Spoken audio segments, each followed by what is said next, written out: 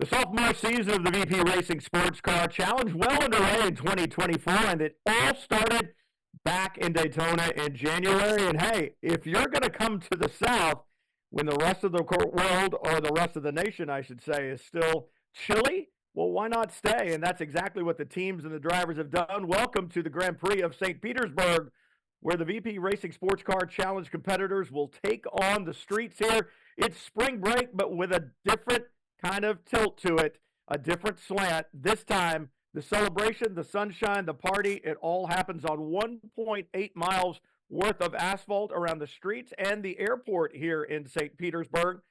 13 different corners on this racetrack, high speed, low speed, but the one thing that every one of these corners has in common, they are unforgiving. And what a view from the harbor down onto the racetrack, and fans filling the grandstands as well. It's such a great event. The Grand Prix of St. Petersburg, been in operation since 1985, and the track configurations have changed since then, but the excitement here on the west coast of Florida has stayed the same. That St. Petersburg, Tampa area really loves its racing down here, and a lot of fans, they'll leave the beach, they'll come to the weekend here, and for the drivers and the teams here in the VP Racing Sports Car Challenge Series, what a great place to do this in front of some of the world's best open-wheel drivers here on an IndyCar weekend at the Grand Prix of St. Petersburg. VP Racing Sports Car Challenge, two different classes of cars, just like their IMSA big brothers in the IMSA WeatherTech Sports Car Championship, prototypes and GT-based cars in the mix today. So let's talk about those two different classes. The P3 class, the prototypes up front, look like a GTP car, an LMP2 car, just slightly less horsepower, slightly less performance levels there in the LMP3-based machinery. And then the GSX machinery, which is GT4-based cars, the same cars that you would see in IMSA's Michelin Pilot Challenge. And this gives teams and drivers the opportunity to learn multi-class racing, but with a twist, a single driver format and a sprint race format in VP Racing Sports Car Challenge. 45 minutes scheduled here at St. Petersburg and every weekend that the VP Racing Sports Car Challenge runs. So one driver format, it's very simple. The green flag drops and you go for 45 minutes, then the checkers come out. I would think when you look at the speed differentials between these classes that we could see some overlap between those classes in the latter laps here at St. Pete, and that will always be a challenge as prototypes begin to work their way through the GSX cars behind. Cadillac safety car heads out and will pace the field. Only one pace lap here at St. Pete, and you look at the field right now, and we talked about the two different classes. There's a look at the starting grids. So Jagger Jones up front, and welcome in, everyone. Brian Till along with Jeremy Shaw will call all the action for you today. And Jeremy, I hope that the action is good racing and it doesn't involve any of these concrete walls. Yes, Brian. These concrete walls are they don't forgive very much, do they? The slightest of mistakes, you're in the wall, a lot of damage. And we saw yesterday various incidents during the practice and qualifying sessions. There was a fairly major crash in qualifying for Todd Coleman, and he completely destroyed the right front of his Aston Martin. The good news is they had a spare car in the truck. It was ready to go for next weekend's Michelin Pilot Challenge race at Sebring. They've hauled that out of the truck. They've got a special dispensation from the stewards, and that is the car that Todd Coleman will be racing here today. Jagger Jones on the pole in the P3 category. We saw him last year, Jeremy, at Road Atlanta, and what a stunning performance he put in, his first time behind the wheel of a prototype, and he's been magic here all weekend long, but he knows this racetrack. Well, he does, Brian. He's raced here twice in the last 2 years. He raced first of all in the USF 2000 championship. Last year he raced here in Indy Next, so he's got really good current experience here in a good variety of cars. But I tell you what, he was quickest in the two practice sessions yesterday, but he left it really late in qualifying. He was at the top of the charts for most of the qualifying session, but then towards the end he was pipped by somebody else, and he had to rely on a flyer on the last lap to snare the pole position today in that kind of 87.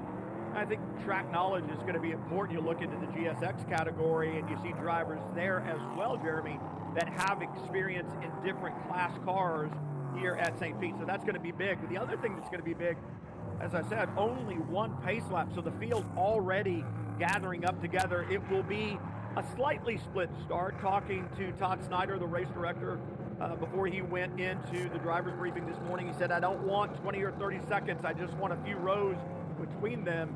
Safety car dives the pit lane late, and you see the prototypes up front. Remember, column formation, you cannot pass, and you need to stay in order until you cross the start-finish line. Looking for the green, it is out. Now the GSX car is behind. They have to be patient and maintain that same patience. Here comes the flag, it is out, and we're racing in both classes. And turn one, always tricky here. Yeah, always tricky here, but a good jump there from Jagger Jones. He gets into the lead, and looks like Jonathan Waldridge, who's on the outside of the front row in kind of a 38 for Performance Tech Motorsports, was kind of caught napping there at the start. He's fallen back a little bit and up into second place. I think it's not Brian Phoenix, is it? Was that? It might well have been Miguel Villagomez, who's made a good start there in GSX. So we've got 17 GSX cars, and Jesse Lazar from the pole position. He's also had prior success here in USF 2000 on the streets of St. Petersburg. Well, that was, I think, 8 years ago now, but he, in that Motorsports in Action McLaren, was on the pole position and leads in the early stages. Leads in the early stages, and a great start for Luca Mars aboard his Mustang. He's jumped up to second. Jackson Lee slips back to third, and I believe Patrick Wilmot up to fourth, then Jason Bell. That's the top five. They head into turn 10 here at St. Pete. Those two different classes of cars, like we talked about, prototypes up front, they're going to be quicker. Jeremy, I look at this. If it stays green, I'm thinking 35, 36, 37 laps perhaps, and that's a different line by Villagomez down the front straightaway, really off to the side, trying to keep the cars behind from picking up a draft as they head down to turn one. Yeah, so good clean racing there, and back in the GSX category that McLaren still leads. It's good on the straight line, in a straight line. Look how small it is compared to that big Ford Mustang, that brand new Ford Mustang GT4 in second position. Jackson Lee, who qualified third in that Aston Martin, the blue and white Aston Martin. He's slotted into third place now. He qualified second, back to third now, but he's been fast all weekend as long. He's another guy with good experience here on the St. Petersburg streets. And remember, Jackson Lee in a Porsche at Daytona in rounds 1 and 2, and now in the Aston Martin here. He had never driven it before. He knew the racetrack, but he didn't know the car, and doing a really good job there with Vanderscher Racing aboard that Aston Martin. This may be his final VP Racing Sports Car Challenge weekend of the year. We'll have to wait and see as he's moved up to Michelin Pilot Challenge. That's going to be his focus. But as he said, you know, he really likes this Vanderscher team, and if they have a good performance here this weekend, who knows, we may see him again.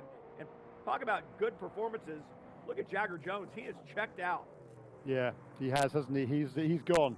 He's not planning on hanging around for anybody else here, Jagger. And that bad start there by Jonathan Wooldridge back in all the way back to sixth position in the car that started on the front row, the car number 38 for Performance Tech Motorsports, and Miguel Villagomez there in that Scuderia Abdo car into second place. A really good run there for him. And Stephen Argacani, well, he's the guy who won the first two rounds of the championship at Daytona International Speedway earlier this year. He's in third position and looking for a way past Villagomez. But look, it's awfully difficult to make passes around this track, but it's going to become even more difficult when they reach the traffic, which is going to be a factor as this 45 minutes race progresses. I'm wondering, too, if the temperature is going to be a factor. Still earlier in the day, so we don't have a lot of heat soak in the racing surface. But talking to the guys, yesterday was quite warm. Looking at about 81 degrees today, so maybe a little bit cooler, a nice breeze blowing. But you've got to think about tire degradation as well. Different surfaces around this racetrack as you come onto what is one of the main runways here at the St. Petersburg Airport. That's the front straightaway. It's a runway, and it is very aggressive, especially at turn-in down into turn one. Yeah, yeah, it's a great racetrack here. I mean, there's a great variety of corners. All of the drivers that I've spoken to this weekend have said how much they enjoy this track. It's got a really good flow, a really good rhythm. There's a great variety of corners here as well. And of course, there's unforgiving walls. I mean, you make a mistake around here, it's going to bite you. So the key is not to make any mistakes. And that's what has happened early stages. Nice clean start, nice first 3 laps of this race. Here's this battle going on. That blue and black car is car number 38 behind Brian Thenis in the red, white, and blue car. Brian Thenis, look, he's 61 years of age, for goodness sake. You wouldn't know it from the way he drives. Does a super job in these cars. And he's holding on to that 5th position ahead of the guy that qualified on the front row, Jonathan Woolridge. And right behind those two is Cody Ware, who is driving the number 51 car for Rick Ware Racing. Saw Cody moving up a little bit earlier. He has no problem being aggressive. We saw that aggressiveness cost him at Daytona with penalties for an aggressive move there as one of the Stephen Cameron Racing GSX cars leaves pit lane, and this is going to be close down when he rejoins, because pit out rejoins right at turn 2. We'll see if there's any problem here as the prototypes streak through that turn 2 and 3 complex. Yeah, and Jagger Jones, 1 minute 12.422 last time around. That's a good 2.5 seconds away from his qualifying lap yesterday. But full tank of fuel still on these cars, and he's not going to push it too hard. He knows what his game plan is for this weekend. It's to win the races. It doesn't really matter how much he wins by. So I think he knows he's got a bit of a cushion there with the poor start from the 2nd and 3rd place cars, Johnson Woolridge and Stephen Agacani. So he knows he's a good bit quicker than Miguel Villagomez, and he's going to try and maintain that position. Here, though, is Jackson Lee making a move to the inside of Luca Mars, whose birthday it was yesterday, by the way, which he celebrated by hitting the wall at that corner in turn 4 in the first practice session. But Jackson Lee done a really good run in that Van der Steur Aston Martin up into 2nd place in GSX. And right behind Luca Mars, also hanging right there, is Patrick Wilmot in that Split Decision Motorsports BMW. And I was impressed with Wilmot's qualifying effort in front of Gregory Lafouge, who is one of the fastest drivers in North America aboard a BMW. Look at this battle in turn 1 right now, really pressing hard. And this is what we expect to see. And I love to see the respect on the part of these drivers right now. That's Brian Thenis, then Woolridge, then Ware, all together through that turn 1, 2, 3 complex. But a lot of respect being shown there. I think Woolridge knew that Ware was there. He didn't close the door, didn't want to risk the contact. And that's just heady driving. Heads up, knowing where your competitors are, making sure that it's safe for you and for them, but still fighting as hard as you possibly can. Yeah, look, I mean, where do you look on this racetrack? There's battles all up and down the field, aren't there? It's tremendous. A really good opening stanza to this race. It was pretty cloudy during earlier this morning.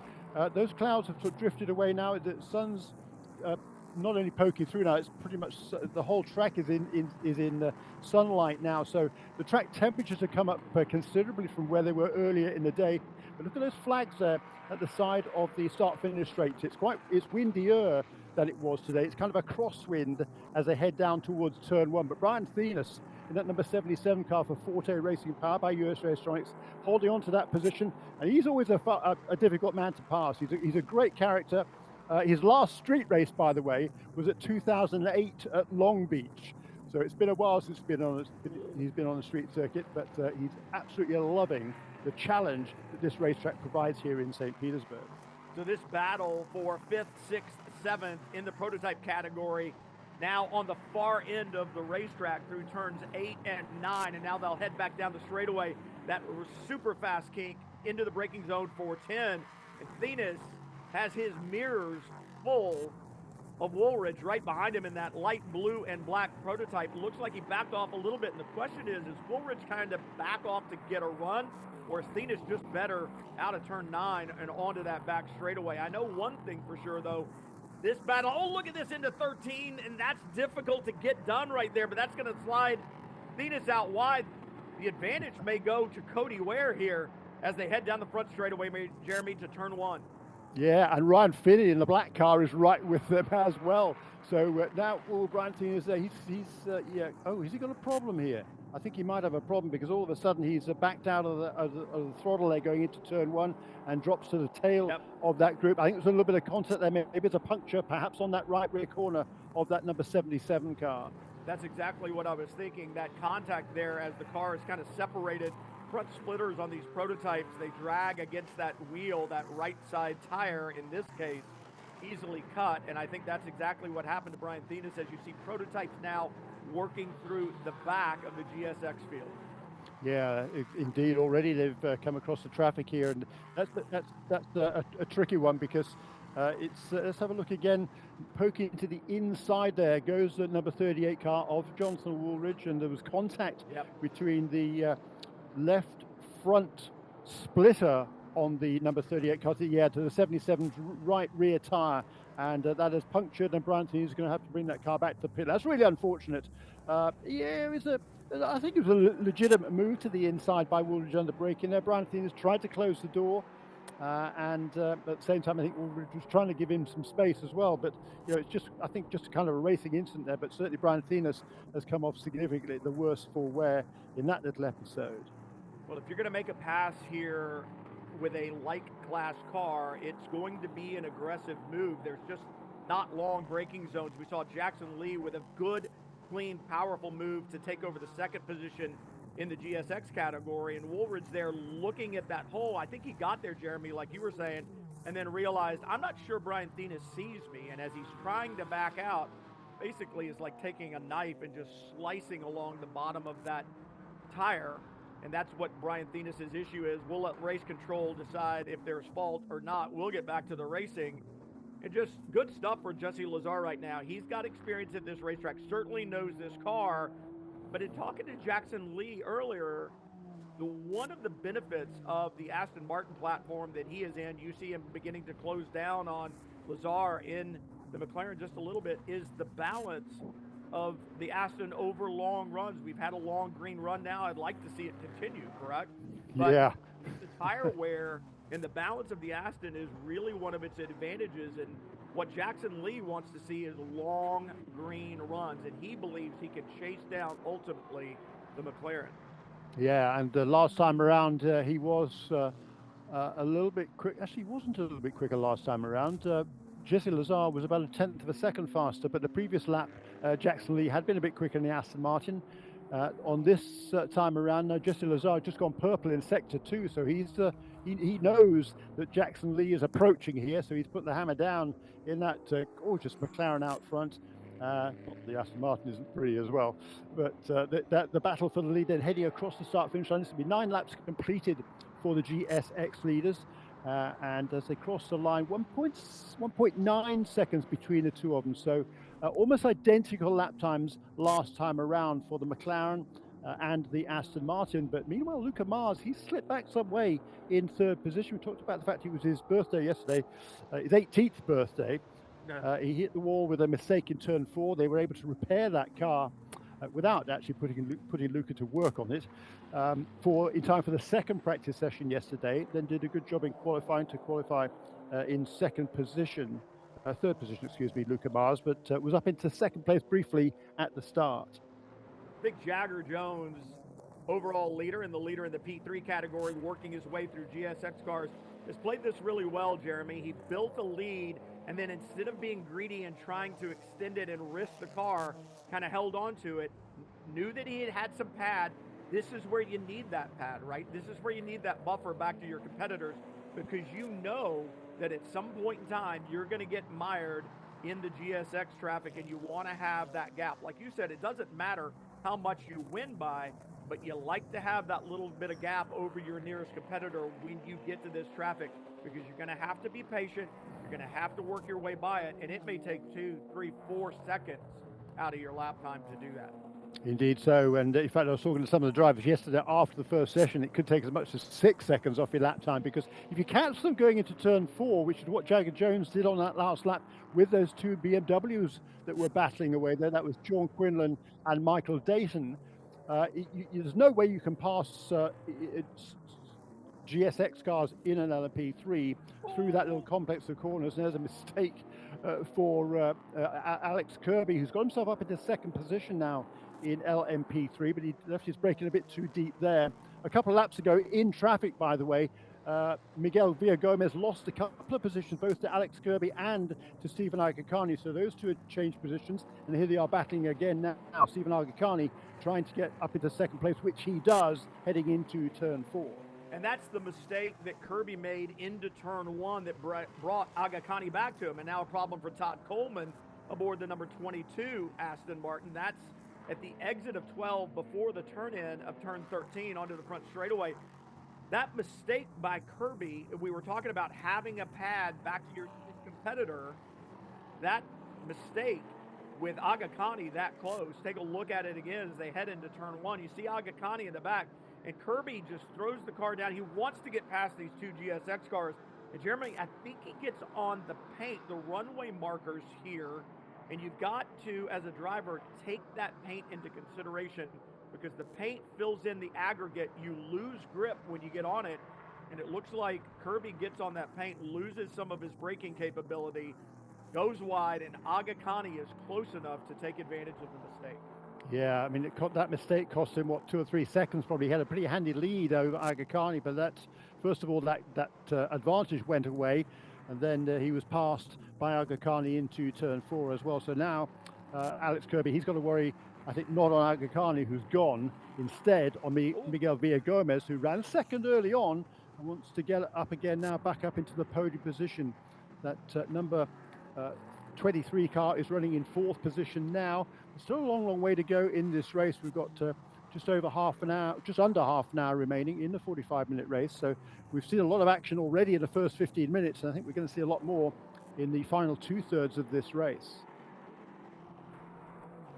Round 3 of the 2024 VP Racing Sports Car Challenge underway from the Grand Prix of St. Petersburg. The streets here in this beautiful city, and part of the airport, as well as Jagger Jones, grandson of motor racing great Parnelli Jones and son of PJ Jones, 5-time IMSA winner, leads here in the P3 category. Jesse Lazar leading in GSX for GT4-based machinery, and prototypes already working their way through the GSX field, and that happened a little bit earlier, Jeremy, than I thought we would see it. Yeah, it didn't take long, did it? You're absolutely right. Before the leaders were up into traffic there, it's probably about the first 9 laps. Well, no, less than that. About 7 laps. They caught the tail end of the GSX field, did the leaders in LMP3. But yeah, there's going to be, from here on out, there's going to be quite a few laps that are held up in slower traffic. Stephen Argicani in 2nd position. It's still Jagger Jones that leads in that fast MD by Remstar Black and red number 87. He's got a handy lead as he comes up to put a lap now on the 2nd place GSX car of Jackson Lee. But meanwhile, in a little bit farther back down the road is Stephen Argicani, who just set the fastest lap of the race last time around, a 1 minute 12.251 for car number 6. That's the chaser, as the chasee, Jagger Jones, heads down into turn 1 to begin his 15th lap. Overall leader Jagger Jones through turn 1. We talk about the McLaren leading in GSX, the Aston Martin second. Well, in the prototype category, the P3 cars, they're different manufacturers there as well. Jagger Jones behind the wheel of a Duquesne chassis, and we've always looked at the Duquesne, Jeremy, as a car with a little bit better straight line speed. That's not going to really pay huge dividends here at St. Petersburg. The Ligier chassis in the hands of Stephen Agakani has always been thought of as a slightly better mechanical grip car, and that's what you think you would want around the streets of St. Petersburg. But I'll tell you what, Jagger Jones has been impressive in that Duquesne. We saw him last year when he ran the 2 races at Road Atlanta, and he was very, very impressive there. Had a problem, a penalty that is still talked about to this day as to whether it was deserved or not deserved, but that's all in the background. It doesn't matter anymore. But right now, Jagger Jones trying to pick up where he left off and say, hey, what you saw at Michelin Raceway Road Atlanta was no fluke. I deserve to be in one of these cars, and I deserve to be up front. Absolutely right. And he's been given an opportunity again to come back to this car. This is a car that was driven by Marco Karsic, the young Canadian, in the first rounds of the championship, excuse me, at Daytona. Excuse me. But Jagger Jones has been, because of his experience here on this racetrack, the team principal there, Remy Lantain, decided he needed somebody with more experience of this track to drive this weekend. No disrespect to Marco Karsic, who's still trying to find the funding to return with this team, hopefully later in this season. But the rest of the LMP field here is all Ligiers. So the Remstar by Fast MT team, that's the only team running the Duquesne, and they are out to prove here that the Duquesne is every bit as good or better than the Ligier. So that's why they wanted to put their best gun, if you like, at the wheel of this car for this weekend. Jagger Jones, it was a fairly late call. It was only decided, I think, a week or so ago. But Jagger Jones is certainly repaying that faith and running convincingly out in front now of Stephen Agakani, who is continuing to turn some fast laps. Having said that, Alex Kirby, who's running in third position in car number 7 for Performance Tech Motorsports, he reset the fastest lap of the race a couple of laps ago as well, at 1 minute 12.1. So it's a third place car that has set the quickest lap of this race so far, but he's still got some ground to make up over Stephen Agakani, having made that error a few laps ago. So Jagger Jones leads overall, Stephen Agakani, Alex Kirby, the top 3 in P3, then Jesse Lazar, Jackson Lee, Luca Mars. 3 different manufacturers that are represented in the top 3 in the GSX category. And really, Jeremy, when this series was created out of what used to be the Prototype Challenge series, a lot of people scratched their heads and said, is this going to work? Is this worthwhile? I think that got answered very quickly last year in the inaugural season, and you see it working quite well here. And what it's attracted is a lot of young drivers. We see it here, a lot of young drivers that are stepping in because they want the seat time on a weekend. They don't necessarily want to share, but they want to show team owners in the IMSA paddocks and really all the paddocks at the racetrack where they run that they can get the job done. That's exactly what we're seeing here in both prototype category and the GSX class. Yeah, that's exactly right, and people trying to get some extra experience. The McLaren that leads in the GSX category here, Jesse Lazar, that team, they don't do a huge amount of testing. In fact, they do very little testing, and they decided it's more cost effective for them to do these VP Racing Challenge Series races to get more experience in the car, to learn more about it. Most of the other tracks on which the VP Racing Series competes during the season are also used in the Michelin Pilot Challenge. Here's ouch. That's Vin Barletta in car number 96, the Turner Motorsport BMW. That's Vin won last year's Michelin Pilot Challenge Series along with his with Robbie Foley, who's remaining on as his coach here this weekend. But there's an error there for Vin, and hits the wall fairly stoutly in turn 4. Was he able to get away with it? I don't know. So far, he has, and it was interesting. I don't know if he was being passed or trying to pass on the outside, but he gets out there in the gray and then makes contact with the wall. Almost didn't recognize him. I'm used to seeing that bright yellow Turner Motorsports BMW color. The black on the car this year kind of takes me by surprise. Yeah, it's curious, isn't it? It is odd that I saw the car yesterday. I thought, well, whose is that? Ah, right, it's Vin's. Okay, but meanwhile, the battle for third place is continuing here down into turn 1. Alex Kirby has it. Miguel Villagomez is right there, as now also is Cody Ware, number 51 this year, in third position. So 1, 2, 3, or 3, 4, 5, those 3 cars, number 7, number 23, and number 51. Very little to separate them now, as we're just round about the halfway point in this race. Brad Hill and Jeremy Shaw with you from the streets of St. Petersburg, the Grand Prix of St. Petersburg, where IMSA VP Racing SportsCar Challenge underway. 22 minutes to go, and Jagger Jones has had it all his way since the drop of the green flag, leading overall and in the P3 category. But this battle heading into turn 10 has been intense, back and forth throughout. It's Alex Kirby in the white number 7 who leads over Villagomez there in the 23, that beautiful red machine, and then Cody Ware in the 51, the blue and white Ligier just behind. There's been a bungee cord between these 3 cars for about the last 5 laps, Jeremy. They haven't gotten very far apart at all. No, it's cool, isn't it? There's some super racing going on here all the way up and down the field, actually. There's some good battles going on in GSX as well. But it's this super battle here for third position in LMP3 they're going to follow at the moment. Alex Kirby, he's been kind of up and down a bit this weekend, but he's he's clearly not concentrating on his mirrors. He's focusing forward. He's not taking any defensive lines, I don't think. But Miguel Villagomez from Ecuador, is looking particularly feisty here. He wants a way through, doesn't he? He wants to get onto that podium. I think Villagomez has the faster car, Jeremy, but what do you do with it? And there are three distinct areas of this racetrack, three segments when you look at the timing aspects of it. And Kirby seems to be pretty quick in segment 1, but segment 2, which is basically from the chicane back around about halfway to turn 9 down the back straightaway, is where Villagomez really shines. He shines in the braking zones, and then he shines in the tighter areas of the racetrack. And so right now it looks like he's got a decent run off of turn 13, but what can he do with it with Alex Kirby? We saw Kirby make a mistake in the brake zone earlier. Will he make one now? Is Villagomez ready to pounce down to the inside, side by side, keeps Kirby from turning in, and that's going to allow Cody Ware to sneak in. Oh, yeah. contact. Whoa, that was a bit marginal. That was I think all of a sudden it looked like Alex Kirby realized there was a car alongside him, and But yeah, Kirby he's going to with a come off problem. first. Yeah.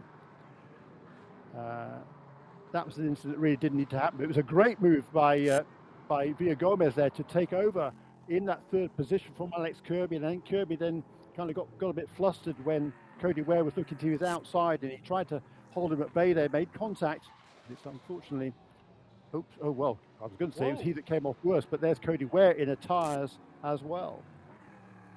It's all. That is going to bring out the full course caution. Yeah, it has all gone wrong here, and it was set up by that move by Villagomez into turn 1. Clearly gets by Alex Kirby, kind of forces Kirby to the outside. I didn't see anything wrong with that.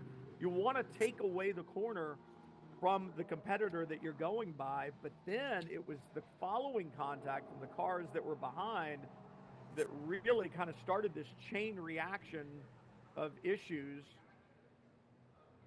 Yeah, it did. Now we've got cars littered around the racetrack, down in turn 2 and in turn 4. And at turn 4, yeah, that's heavily nosed into the tyres. It looks like Cody's okay, but he's moving around in the car, but unable to find a reverse gear and get out of there and move on back around. But I mean, clearly there's a lot of damage to that car. The front, I guess the rear looks okay because it nosed into the barrier there. But I think he also clipped the tyres when he spun briefly at turn 2 as well. So it's all gone wrong there for both of those two. And as a result of it, we are under full course caution. We've got 18 minutes remaining in this race, and with that pretty heavily damaged car of Alex Kirby on the straightaway between turns 3 and 4, it's going to be a fairly lengthy cleanup, unfortunately. See the AMR rapid response vehicles on the scene. I saw the problem. It was very evident for Cody Ware there in turn 2 when he and Kirby got together. And I thought Kirby, Jeremy, had escaped that, and we saw him disappear out of the scene. So let's go back and take a look at it again. There's the contact with Ware and Kirby. And so we were on this incident where you see Cody Ware with the problem.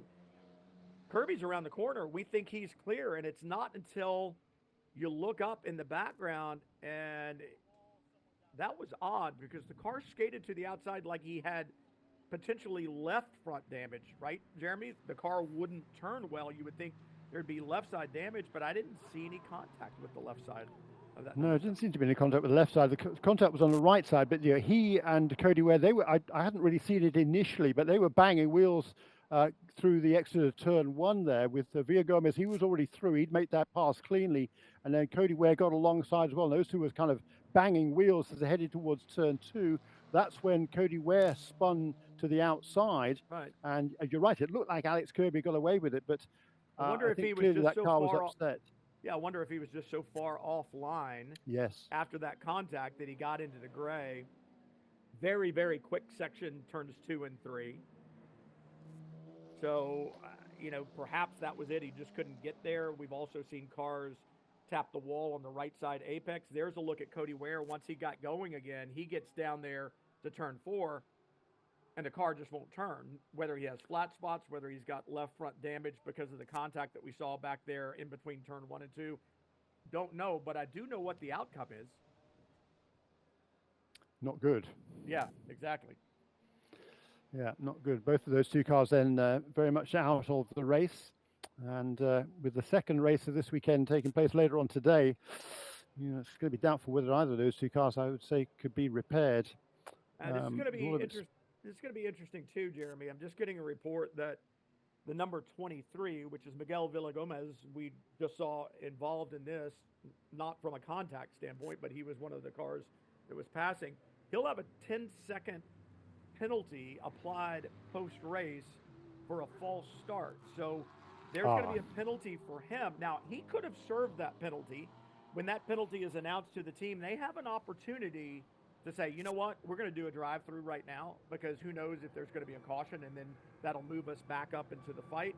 Or you can stay on the racetrack and take your medicine post race with that time penalty.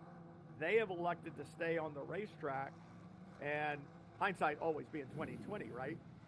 You, you look at a full course caution now, and I don't know. When it happened at the start and it's on a street circuit, I may want to take the penalty and do the drive through right away. Here's a look again at how all of this sets up. Villagomez down to the inside. Kirby just can't turn in, and then when he does close down, Cody Ware is there. That's where the contact starts. yeah. But look at that move there. There was an extreme move to the right by Alex Kirby before turning left, which you have to do for turn 2, and that was the cause of that problem for Cody Ware, for sure. But again, they've been banging wheels before that, so maybe whether his car was still kind of oscillating, having made that earlier contact, or whether it was a deliberate move to the right.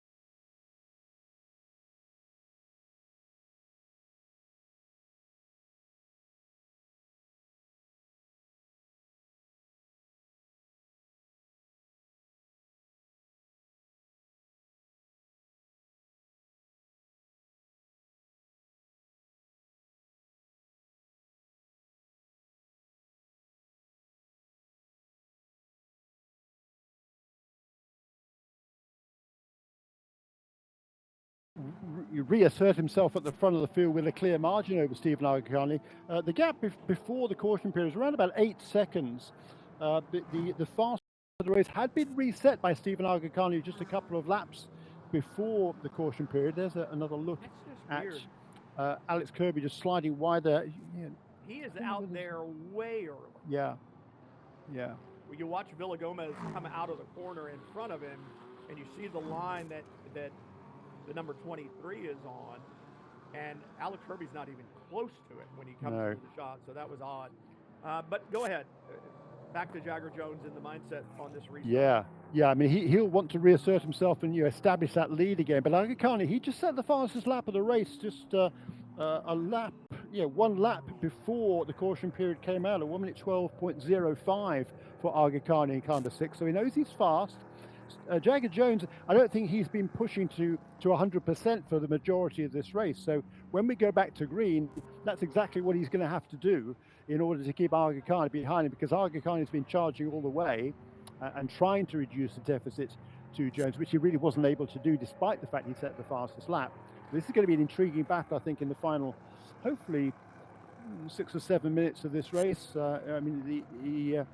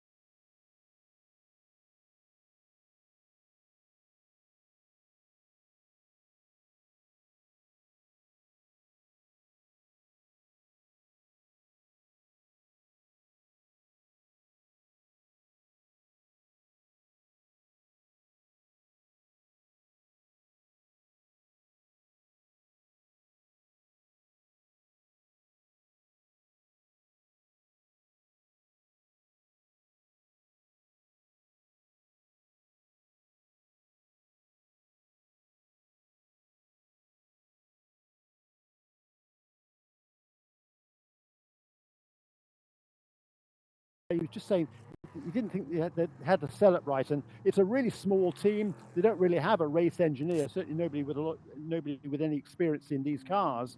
So it's a bit of an uphill battle for that number 70 team. But Mirko's been running well, and they're in that 70 car in 6th place.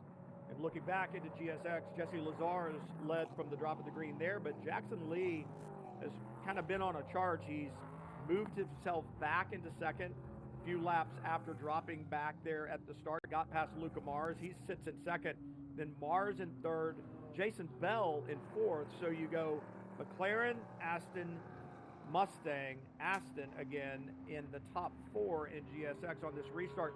Expect Jason Bell to be very aggressive on the restart, although he has not had the pace of the top 3 cars when they were out there running. He's going to look to try to make some ground on this start, so Luca Mars needs to make sure that he gets off of 13 really well. And Jesse Lazar, the McLaren, has been flawless, Jeremy, and it's a pretty lightweight car, and I know that with the balance of performance, they actually had some weight taken off the car this year.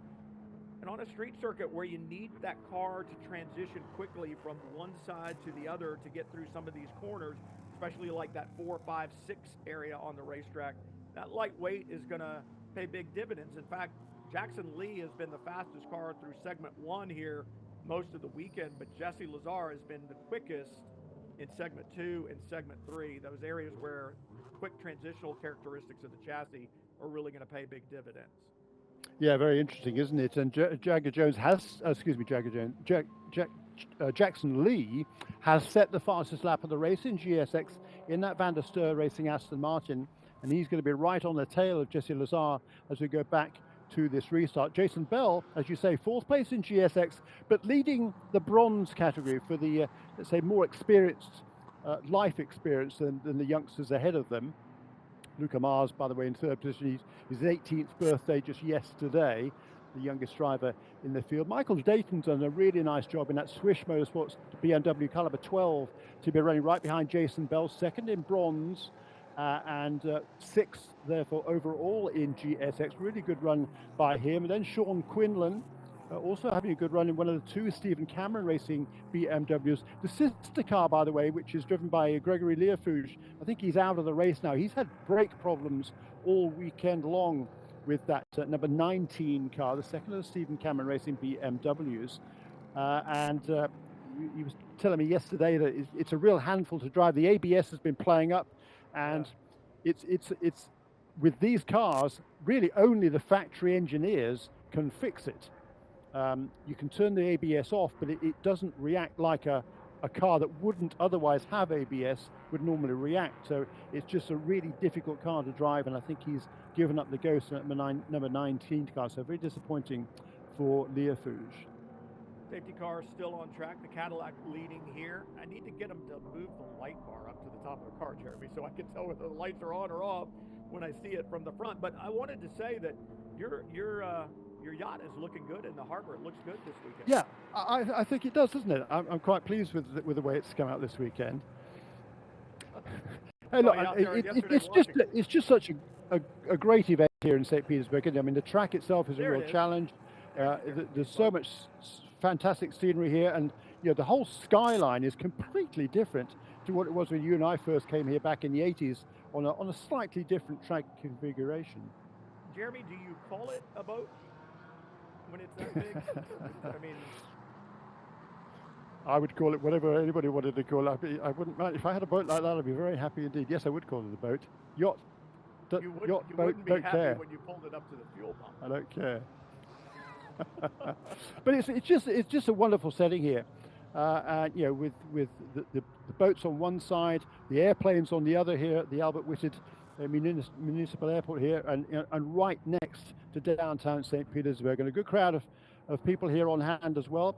It's pretty breezy out there today, but perfect conditions for racing, I'd say.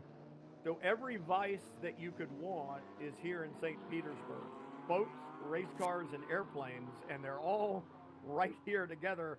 So pick your poison, so to speak, or maybe you want all 3. The fans enjoying the weather and enjoying the racing, trying to get the safety car off the racetrack. But we're not going to go back to green until we know that we've got racetrack back where it needs to be, the tire barriers where they need to be, because they just did their job for Cody Ware down in turn 4. Obviously, no tires at the exit of turn 3, just not enough room to put.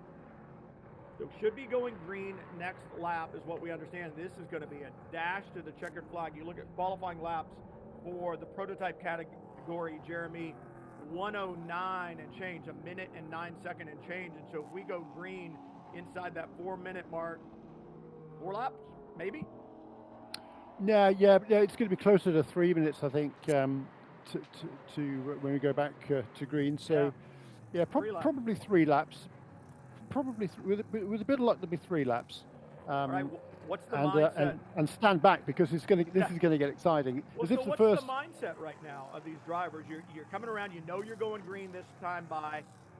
There's not a lot of time left. Is the focus forward? Is it backwards? Is it on getting the good run out of 13? Because the restart zone where the officials want you to accelerate is that big sweeping right-hand carousel onto the front straightaway. My thought is, I got to get out of 13. If I can just get out of 13, well, yeah, I'm good. That's exactly right. And it's going to be slightly different, though, because the GSX cars, they're going to be probably negotiating turn 13, the penultimate corner, because 14 is kind of the kink that leads on to the start finish line right by pit entrance. It's flat out. But turn 13 isn't. It's actually the slowest corner on the track. In racing trim, about 40 miles an hour for the GSX cars, 45 or so for the prototypes. So here we go now. Jagger Jones can take a good run out of this corner. He's going to look to get on the power early as he can and maintain his advantage. Green flag waves. And we are racing again at St. Petersburg, and really for Jagger Jones out in front, he's got a little breathing room because the car directly behind him, the red, blue, and white, is not Stephen Agakani, not the car in second place. Agakani is the 3rd car in line, and he's going to have to get past Brian Thenis to get up there and do battle with Jagger Jones. And for Jagger Jones, that is some breathing room. But looking back a little bit further to the GSX category, Jesse Lazar has no breathing room as Jackson Lee trying to put the move on. And Villagomez tries to go around the outside of Stephen Agakani. Nothing doing there, makes contact with the wall, but continues on. Wow, he got away with it without any major damage. That would be fortunate. Brian Thenis did a good job there trying to get out of the way after the first couple of corners, but Jagger Jones, he's gone. Stephen Agakani now clear in second position. That was a forceful move for Villagomez, and it looks like he might be able to at least keep that car on track. Brian Thenis, he's touched his line. Remember, he had that problem early on, had to come into the pits to change tyres, so lost a couple of laps. But he's just, well, he's a racer. Jonathan Woolridge now has gotten past Villagomez as well. Villagomez, I think, kind of dropping back a little bit after that contact. Let's take a look and see what happens. See him try to go around the outside of Stephen Agakani, and a couple of things. One, that's where the dirty part of the racetrack is, and 2, what are you going to do with it? Because the next corner is the left-hander. Even if you get over there, you're probably not going to make the next corner, and for Villagomez, he's off at turn 1, pulls the car off driver's left. He had some smoke, some damage. This is a small family-run team. They don't want to keep the car out there and do any more damage to it, as Jackson Lee aboard his Aston Martin, all kinds of pressure on Jesse Lazar, side by side into 4. Lee thinking better of it, and he's got some slower prototype traffic in front. How do you use this as a pick? Yeah, that's going to be really interesting, because the prototype cars should be faster, but we talked about it earlier on. Mirko Schultes in that yellow and blue car has been struggling with the handling of that car all weekend, and he's struggling to put the power down there. He should pull away here on the straights, but Jesse Lazar, he's got to worry about that Jackson Lee Aston Martin right in his wheel tracks. And Luca Mars, he's lurking there in 3rd position as well in that Ford Mustang. Battle for the top 3 exits turn 10 here at St. Petersburg as the white flag flies for Jagger Jones. For Jagger, he's probably thinking back to Road Atlanta last year. Remember, Jeremy, when he had a good lead going and then had a mechanical issue that robbed him of a victory there, and then the penalty in the second round. But the white flag is out on the overall leader, and now the battle, 1st, 2nd, and 3rd GSX cross the line. McLaren, Aston Martin, Mustang. Can Jackie close down on Jesse Lazar and his McLaren? What does he have? Lee really good through sector 1. but it's sector 2 and 3 that Lazar has had the advantage all weekend long. What can Jackson Lee do into 4? Well, he's going to hope he's not close enough there to make a move. Jesse Lazar, no defense.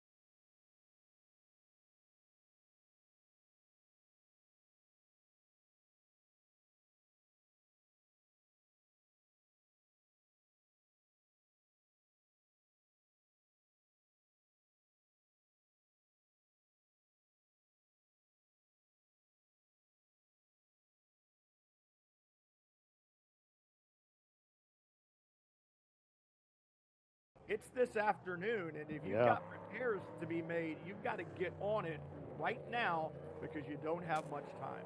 And I think that's why Miguel Villagomez did a smart move there to pull that car off the track with a couple laps to go rather than risk any more damage to that car. But what a perfect day for Jagger Jones here to come away with the victory. Stephen Argacani, he will maintain the championship lead with that second position today. And Jonathan Woolridge, he'll be happy to come back and finish on the podium. He got past Ryan Finney on that last lap for third position, so the young Canadian grabs that position back from Ryan Finney, making yet another racing comeback.